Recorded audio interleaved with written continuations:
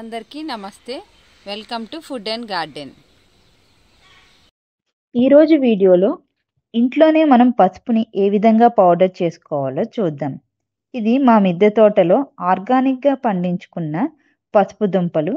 వీటిని వాటర్తో శుభ్రంగా కడిగి 3 రోజులైతే పక్కన పెట్టుకోవాలి. నేను కొన్ని పసుపు కొమ్మలు అయితే పక్కన పెట్టుకున్నాను. నెక్స్ట్ సీజన్కి పాతుకోవడానికి ఉంటుంది. ఇప్పుడు పసుపుని ఏ విధంగా పౌడర్ చేయాలో చూద్దాం. స్టవ్ మీద ఒక పెద్ద సైజు గిన్నె అయితే పెట్టుకోండి. కాస్త మందంగా ఉన్న గిన్నె పెట్టుకోవాలి. ఎక్కువ పసుపు కొమ్ములు అయితే కాస్త పెద్ద గిన్నె పెట్టుకోండి. తక్కువ పసుపు కొమ్ములు ఉంటే కొంచెం చిన్న గిన్నె అయినా సరిపోతుంది. మనం ముందుగా కడిగి పెట్టుకున్న పచ్చి పసుపు కొమ్ముల్ని ఈ గిన్నెలో వేసి పసుపు కొమ్ములు మునిగేంత వరకు కూడా దీంట్లో వాటర్ అయితే వేసుకోవాలి. దీని మీద మూత పెట్టుకుని పసుపుని ఒక అరగంట వరకు బాగా ఉడకబెట్టుకోవాలి. వీడియోలో చూపిస్తున్న విధంగా వాటర్ అనేది ఇలా మరగాలి. ఇలా మరుగుతున్నప్పుడు మంచి ఘాటు వాసన అయితే వస్తుందండి, పసుపు వాసన. పసుపు అనేది ఇలా ఉడికిన తర్వాత పసుపుని స్ట్రెయిన్ చేసుకుని చల్ల నీళ్ళలో కానీ ఐస్ వాటర్లో కానీ వేయాలి. ఇలా చల్ల నీళ్ళలో వేయడం వలన పసుపు ఉడకడం అనేది ఇక్కడతో ఆగిపోతుంది. ఇలా పసుపు అంతా కూడా చల్ల నీటిలో వేసుకోవాలి.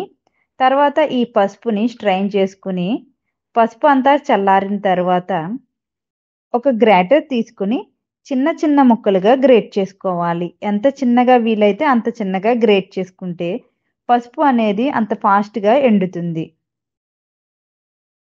ఇలా పసుపు కొమ్ములు అన్నింటినీ కూడా చిన్నగా గ్రేట్ చేసుకుని పెట్టుకోవాలి. పసుపు కొమ్ములు తురుముకున్న తర్వాత నాకు 2 పళ్ళాల నిండా పసుపు తురుము అయితే వచ్చిందండి. చూడండి ఎంత వచ్చిందో. నేను దీన్ని ఇంత చిన్నగా తురుముకోవడం వల్ల చాలా ఫాస్ట్గా కూడా పసుపు అనేది ఎండుతుంది. నేను దీన్ని ఇప్పుడు టెర్రస్ మీద పెట్టుకున్నాను. మీకు ఎండ ఎక్కువగా ఉందంటే బాల్కనీల్లో కూడా పెట్టుకోవచ్చండి. టెర్రస్ మీద పెట్టుకుంటే మనకి పసుపు అనేది త్వరగా ఎండుతుంది. నాకైతే 3 డేస్లోనే ఎండిపోయిందండి ఈ పసుపు. పసుపు ఎండిన తర్వాత ఈ విధంగా అయితే ఉంటుంది.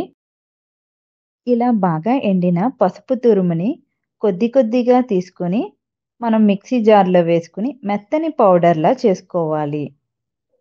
ఇలా మిక్సీ చేసుకున్న తర్వాత జల్లెడలో వేసుకుని జల్లించుకోవాలి.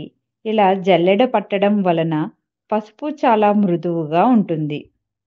మొత్తం పసుపు అంతా కూడా ఇలా మిక్సీ చేసుకుని జల్లించుకోవాలి. మార్కెట్లో కొన్న పసుపులో కల్తీ జరిగే అవకాశం ఎక్కువగా ఉంటుంది. అదే పసుపుని మన పెరట్లో కానీ మిద్దె పైన కానీ పండించుకుని స్వచ్ఛమైన పసుపుని పొందవచ్చు. పసుపు అంతా పౌడర్ చేసిన తర్వాత నాకు 2 డబ్బాల నిండుగా పసుపు అయితే వచ్చింది. ఇది నాకు 1 సంవత్సరానికి అయితే సరిపోతుంది. ఈ పసుపు పౌడర్ని మనం గ్లాస్ జార్లో స్టోర్ చేసుకుంటే పాడవకుండా ఉంటుంది. ఈ విధంగా మా ఆర్గానిక్ పసుపు అయితే రెడీ అయిపోయింది. చూడండి దీని కలర్ ఎంత బాగుందో. ఈ వీడియో మీకు నచ్చింది అనుకుంటున్నాను. నచ్చినట్లయితే లైక్, షేర్ అండ్ సబ్స్క్రైబ్.